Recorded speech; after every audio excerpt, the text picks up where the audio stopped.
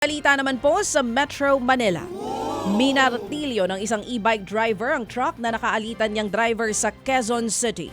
Sa pool sa video kung paano naghamonan at nagmurahan ng truck driver na nagvi-video at e-bike driver sa bahagi po ng Abe Bonifacio Avenue. Kahit inawat na ng kanilang mga kasama, ayaw magpapigil ng mga driver. Ilang saglit pa, doon na nga minartilyo ng e-bike driver ang gilid ng truck. Pinuntirya rin ito ang side mirror ng truck, sabay bad finger po sa driver ng truck. Kwento ng truck driver, nag-ugat po ang alitan na nang patabihin niya ang e-bike na nasa gitna po ng kalsada. Pinablotter na ang e-bike driver at pinaghahanap na rin ang Quezon City Police District. Yan na daw po di na daw jeep ngayon ang hari ng kalsada, sabi ng tatay ko.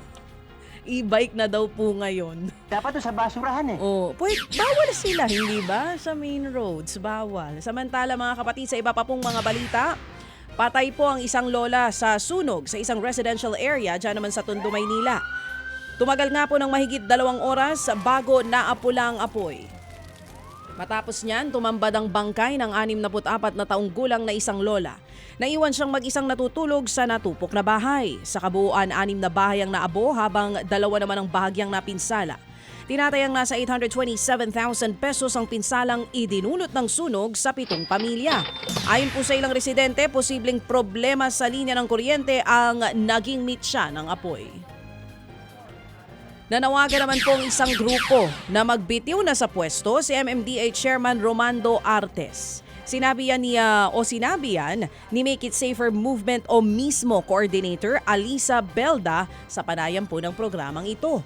Kasunod yan ang plano ng MMDA na alisin nga ang EDSA busway bilang solusyon sa traffic.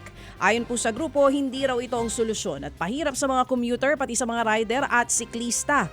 Tinututulan din ng grupo ang mungkahi na pagsamahin ng linya ng mga motorsiklo at bisikleta sa EDSA.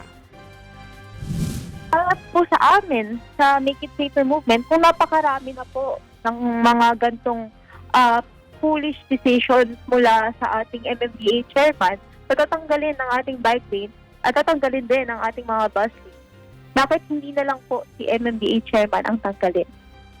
Yan nga po ang tinig ni Make It Safer Movement Coordinator Aliza Belda.